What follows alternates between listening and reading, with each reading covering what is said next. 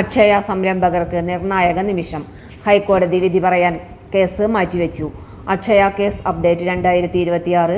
കേരളത്തിലെ അക്ഷയ കേന്ദ്രങ്ങളുമായി ബന്ധപ്പെട്ട് ഏറെ ശ്രദ്ധ നേടുന്ന കേസിൽ നിർണായക പുരോഗതി.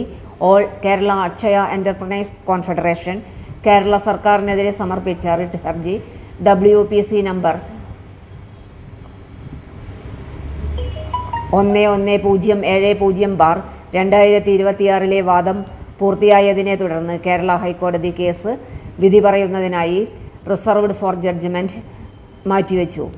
ബഹുമാനപ്പെട്ട ജസ്റ്റിസ് ബച്ചു കുര്യൻ തോമസിന്റെ സിംഗിൾ ബെഞ്ചാണ് കേസ് പരിഗണിച്ചത്. കോടതിയുടെ കേസ് സ്റ്റാറ്റസ് പ്രകാരം നിലവിൽ stage of case for judgment എന്നാണ് രേഖപ്പെടുത്തിയിരിക്കുന്നത്. അതായത് ഇരു വിഭാഗത്തിന്റെയും വാദങ്ങളും രേഖകളും കോടതി പരിശോധിച്ചു കഴിഞ്ഞു. ഇനി ജഡ്ജിയുടെ അന്തിമ വിധി മാത്രമാണ് പുറത്തുവരാനുള്ളത്. കേസിന്റെ രജിസ്ട്രേഷൻ നമ്പർ WPC 11070/2026 ആണ്. ഓൾ കേരള അക്ഷയ എന്റർപ്രൈസ് കോൺഫെഡറേഷനാണ് ഹർജിക്കാരൻ.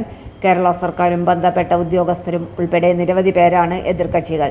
കേസിന്റെ ഹിയറിംഗ് ചരിത്രം പരിശോധിക്കുമ്പോൾ വിവിധ തീയതികളിലായി കേസ് പരിഗണിച്ച ശേഷം 2026 ജൂലൈ 21 റിസർവ്ഡ് ഫോർ ജഡ്ജ്മെന്റ് എന്ന നിലയിലേക്ക് മാറ്റിയതായി കാണിക്കുന്നു. നിലവിൽ വിധി പറയുന്നതിനുള്ള പ്രത്യേക തീയതി കോടതി പ്രസിദ്ധീകരിച്ചിട്ടില്ല. വിധി തയ്യാറാകുന്ന മുറയ്ക്ക് കോടതി കേസ് വീണ്ടും ലിസ്റ്റ് ചെയ്യുന്നതായിരിക്കും. കേസുമായി ബന്ധപ്പെട്ട ഇടക്കാല നടപടികളിലും പുരോഗതിയുണ്ട്.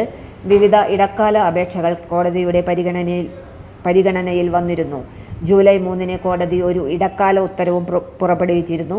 തുടർന്ന് ചില എതിർകക്ഷികൾ കൗണ്ടർ അഫിഡാവിറ്റുകളും സമർപ്പിച്ചിട്ടുണ്ട്. സ്റ്റേ ഒഴിവാക്കാനുള്ള ഒരു അപേക്ഷയും ഇപ്പോഴും പരിഗണനയിലാണെന്ന് കേസ് രേഖകൾ വ്യക്തമാക്കുന്നു.